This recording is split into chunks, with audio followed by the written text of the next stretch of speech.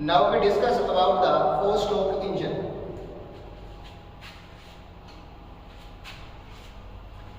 चार stroke engine आपका petrol और डीजल दो प्रकार के इंजनों से बने हुए इंजन होते हैं। इससे पहले अगर हम बात करें तो एक होता है टू स्ट्रोक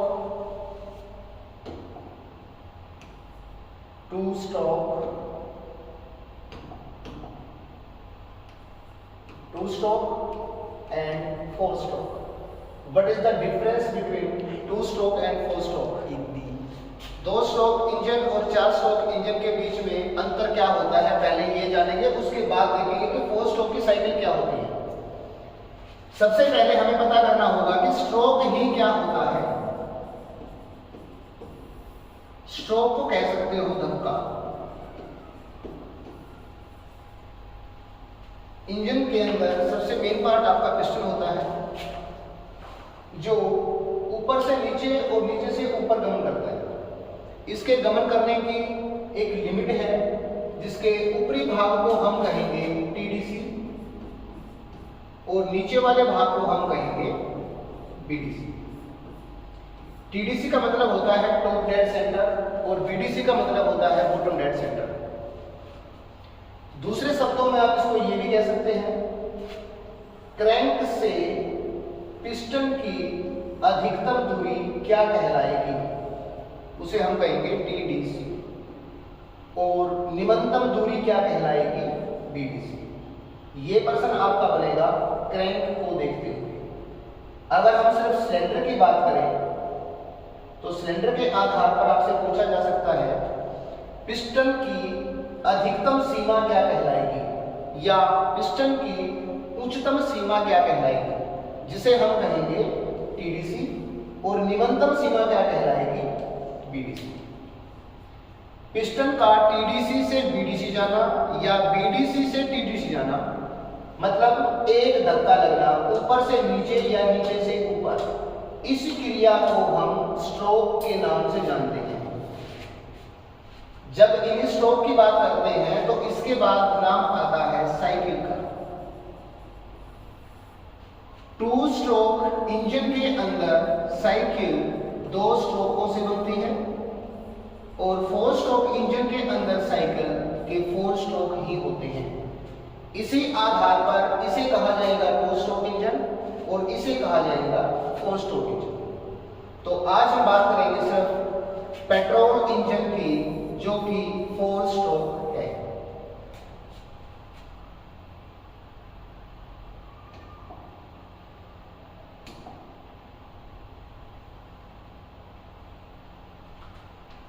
साइकिल के अंदर आपके फोर स्ट्रोक होंगे भाई।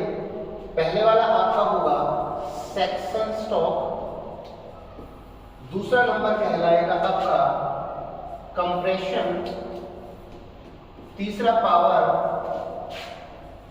और चौथे नंबर पर आएगा आपका एग्जॉस्ट स्ट्रोक। इन चार स्ट्रोकों को मिलाने से हमारी एक साइकिल बनेगी और ये साइकिल निरंतर चलती रहेगी जब तक कि आपका इंजन चलता रहेगा। इस साइकिल में एक स्ट्रोक ने भी अगर अपना काम समय पे नहीं किया तो आपकी गाड़ी वहां पे बंद हो जाएगी। अब इनकी कुछ क्रिया बनानी है कि किस स्ट्रोक में क्या होगा।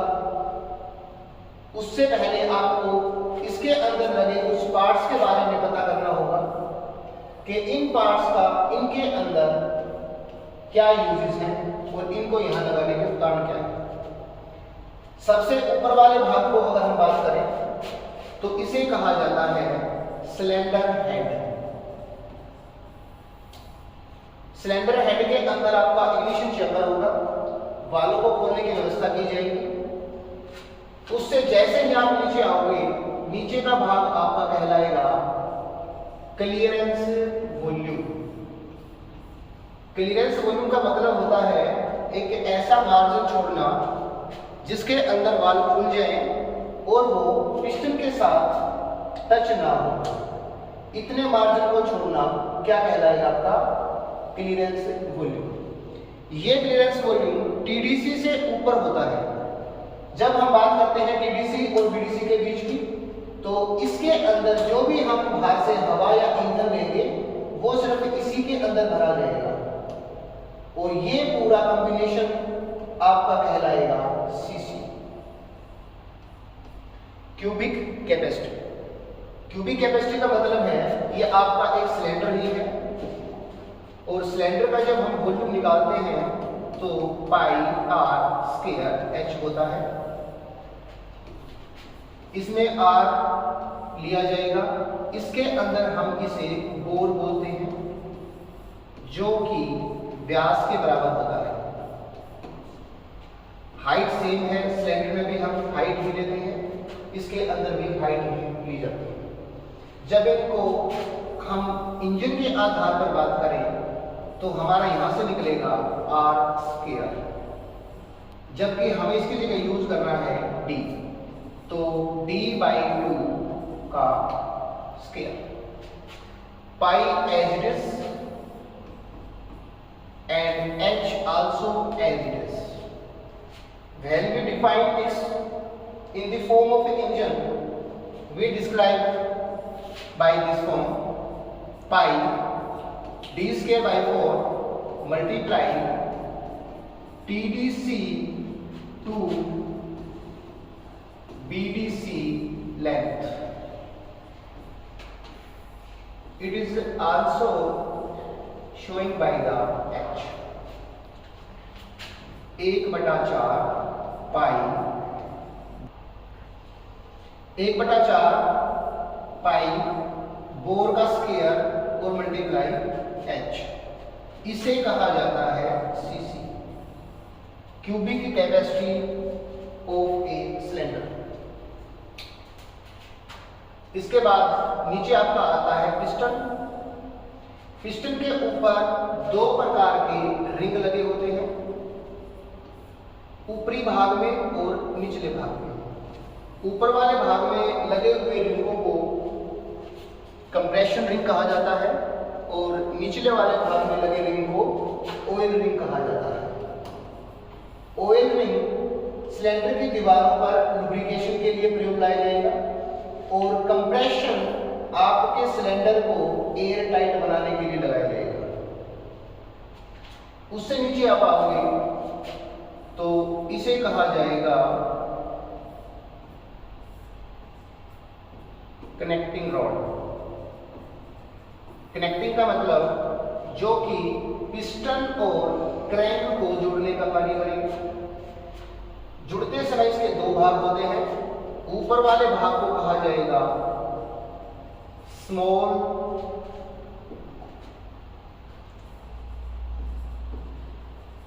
स्मॉल एंड बेरिंग, निचले वाले भाग को हम कहेंगे बिग एंड बेरिंग।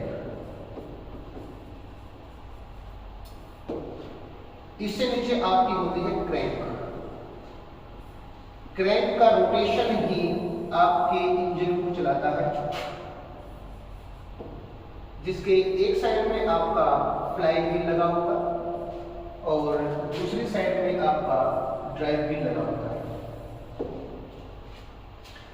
अब हमने डिस्कस किया सिर्फ इनके पार्ट्स के बारे में कि इसके अंदर कौन कौन से पार्ट्स होंगे जो कि इसके ऊपर यूजेबल होंगे। एक इसके बीच में लगा होता है आपका स्पार्क प्लग।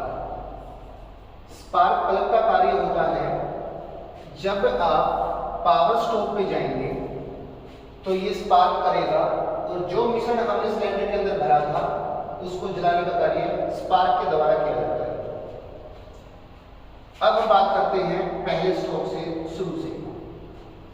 पहले स्ट्रोक के अंदर आपकी एग्जॉस्ट वाल्व बंद होगी, इनलेट वाल्व खुली होगी, यहां से मिक्सचर आएगा, एयर प्लस फ्यूल। ये सिर्फ पेट्रोल इंजन के लिए होता है। अगर हम यहाँ डीजल की बात करें तो डीजल में सिर्फ साफ हवा ही इनलेट के द्वारा अंदर आएगी। इस बात से जो हमारा मिक्सचर होगा वो जो मैंने वॉल्यूम बताया था उसके अंदर भर जाएगा। वॉल्यूम के भरने के बाद में आपका पहला स्ट्रोक कंप्लीट हो जाएगा। इसके पहले स्ट्रोक के कंप्लीट होने से आपका जो पिस्टन है वो ऊपर से नीचे चला है। ऊपर से नीचे चलने से क्रैंक अपना आधा चक्कर पूरा करेगी, जिसे हम 180 डिग्री भी कह सकते हैं। पहले स्ट्रोक के बाद फिर आपका आएगा दूसरा कंप्रेसर स्ट्रोक। कंप्रेशन स्ट्रोक के अंदर हमने जो पहले स्ट्रोक में मिक्सचर लिया था, उस मिक्सचर को पिस्टन बीडीसी से टीडीसी की तरफ जाके उसको कंप्रेस कर देगा, उसको दबा देगा और आपकी दोनों वाले बंद होंगी, क्योंकि जब तक आपकी बात दोनों बंद नहीं होंगी आप किसी भी चीज को कंप्रेस नहीं कर सकते। यहाँ पे आपका जो कंप्रेशन रिंग थे और दोनों वाल क्लोज थी, इसको इन दोनों के द्वारा हमने एयर टाइट बना दिया, जिससे आपका सारा सिलेंडर खाली होके और पूरा मिक्सचर कहां हो जाएगा, बिल्कुल ऊपर। इस प्रकार से आपका कंप्रेशन स्ट्रोक हो जाएगा पूरा। फिर आपका बात आती है तीसरे स्ट्रोक। तीसरे स्ट्रोक के अंदर दोनों बार बंद होंगी, स्पार्क अपना स्पार्क देगा और जो मिक्सचर हमने इसके अंदर कंप्रेस किया था उसके अंदर चिंगारी से आग लगेगी। आग लगने से उसका वॉल्यूम इंक्रीज होगा। वॉल्यूम के बढ़ने के द्वारा जो फोर्स पैदा होगा वो फोर्स आपके पिस्टन को टीडीसी से बीडीसी की तरफ धकेलेगा। अगर हम इसी के विषय में देखें, अब तक हमने कहीं पर भी पावर को जनरेट नहीं किया है, सिर्फ इस ही स्ट्रोक में पावर की बात आई है, इसीलिए इसको हम पावर स्ट्रोक बोलते हैं। दूसरा हम इसे लाइफ स्ट्रोक भी कह सकते हैं, मतलब जिंदा स्ट्रोक। इसका अर्थ है कि गाड़ी को चलाने के लिए सबसे मेनली जो स्ट्रोक अपनी क्रिया पूरी करेगा वो होगा आपका पावर स्ट्रोक। बाकी तीन स्ट्रोक इसके साथ लगे होते हैं, क्योंकि इन तीन के अलावा अगर हम इसको छोड़ दें तो इस तक पहुंचने के लिए हमें इनकी सहायता की आवश्यकता होती है, इसलिए हमें इन तीनों स्ट्रोकों को साथ रखना होगा। लेकिन डिवाइड के आधार पर देखा जाए तो ये तीन स्ट्रोक आपके कहलाएंगे डेड, और सिर्फ एक पावर स्ट्रोक आपका कहलाएगा लाइफ स्ट्रोक। उसी प्रकार जैसे पहले स्ट्रोक में हमारा क्रैंक ने आधा चक्कर पूरा किया था, आधा चक्कर पूरा किया उसने कंप्रेशन स्ट्रोक के अंदर, और इसी में भी आधा चक्कर पूरा करेगा ये पावर स्ट्रोक। अब जो गैस हमारी थी पहले वाली वो जल चुकी है, अब उस जली गैस को बाहर निकालने के लिए हमारा जो पिस्टन है वो बीडीसी से टीडीसी की तरफ जाएगा। जब बाहर निकालना है तो हमारी एग्जॉस्ट वाल्व खुली होनी चाहिए, तो एग्जॉस्ट वाल्व आपकी देखो खुली हुई है, इसके द्वारा जो जली हुई गैसें हैं वो बाहर निकल जाएंगी। इस स्ट्रोक के बाद दोबारा घूम के वापस आपका फिर पहला स्ट्रोक आएगा और ये क्रिया बार बार चलती रहेगी, जिसे हम एक साइकिल का नाम देते हैं। और एक साइकिल के अंदर 4 स्ट्रोक होते हैं। जब ये क्रिया निरंतर चलती रहेगी तो आपका इंजन है जो वो अपना काम करना शुरू कर देगा। अब इसमें एक चीज और है कि जो आपकी वाल्व है वो कैसे खुलती है और किसके द्वारा उन्हें खोला जाता है। नीचे आपकी होगी क्रैंक शाफ्ट, इसके बाद ऊपर होती है केम। केम अगर हेड के पास होगी तो उसका नाम कहा जाएगा ओवरहेड केम। यदि वो केम नीचे होगी तो उसे सिर्फ हमें केम का नाम देते हैं, केम ये भी है। अब इसकी जो रोटेशन है, इस रोटेशन को हमें केम तक रोटेट करके पहुंचाना है। उसके पहुंचाने के हमारे पास केवल 3 ही नियम है। पहला नियम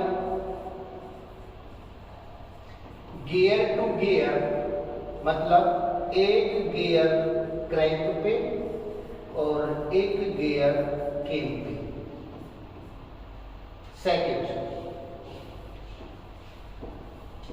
आइडियल गियर, इट्स मींस एक गियर क्रैंक, एक केम और एक बिटवीन देम। अगर उनके बीच में अगर हम एक और गियर लगा दें तो उसे आइडियल गियर कहेंगे। ये आपकी दूसरी प्रक्रिया है जिसके द्वारा हम क्रैंक शाफ्ट की चाल को केम तक पहुंचा सकते हैं। जब बात आती है ओवरहेड केम की, तो ये आपकी तीसरी प्रक्रिया होगी जिसमें हम टाइमिंग, बेल्ट या चेन का प्रयोग करते हैं।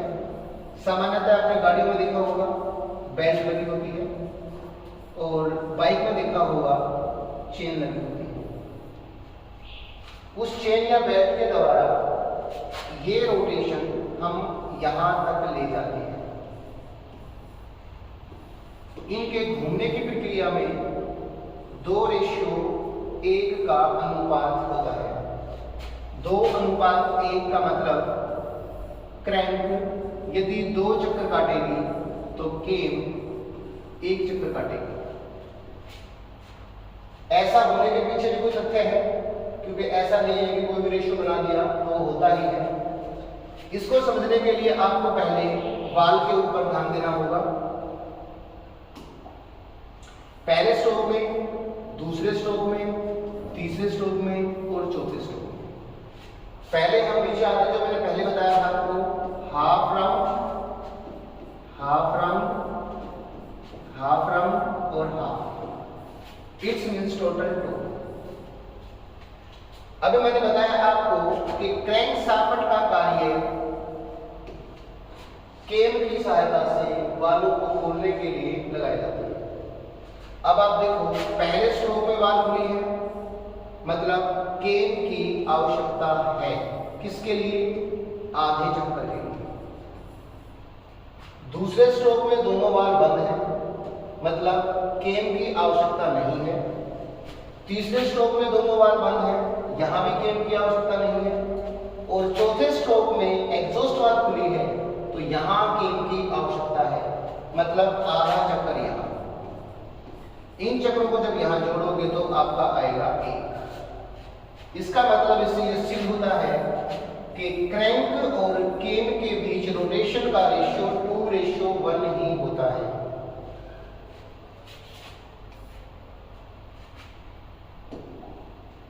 अब बात करते हैं वालों के बारे में। वालों के लिए 3 प्रक्रियाएं होती हैं। पहली, वाल्व का समय से पहले खुलना। नंबर 2, समय के बाद तक खुला रहना। और नंबर 3, दोनों वाल्व का एक साथ खुला होना। इन तीनों प्रक्रियाओं का भी अपना खुद का महत्व है।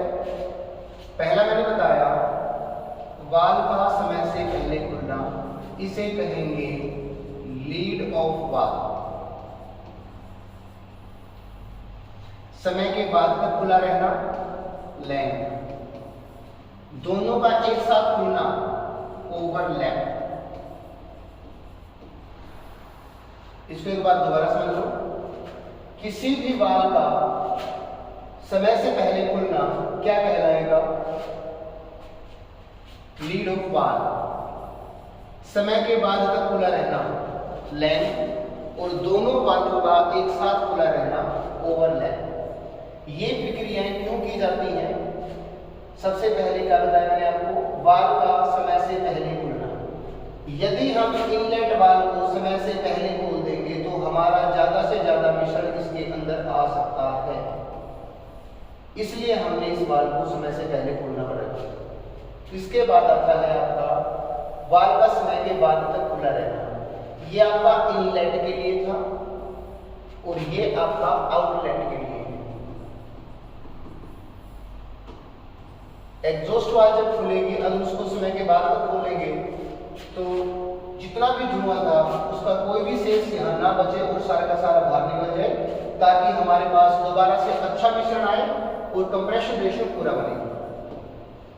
इसके लिए हमें एग्जॉस्ट वाल्व को समय के बाद तक खुला रखना पड़ता है, क्योंकि इनके खुलने और बंद होने की प्रक्रिया है।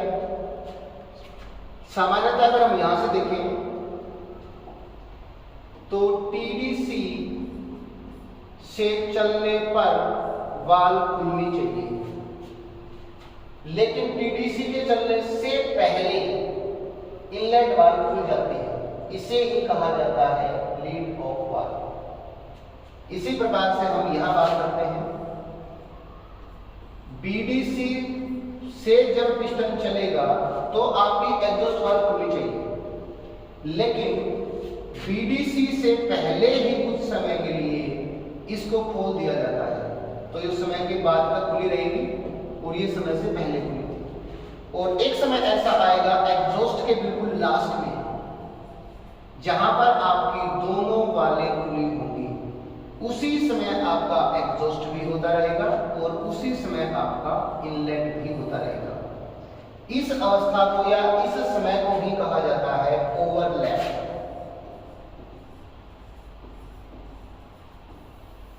इंजन को सही ढंग से और सुचारू रूप से चलाने के लिए हमें इन 3 प्रकार के वाल्व की व्यवस्था बनाने की आवश्यकता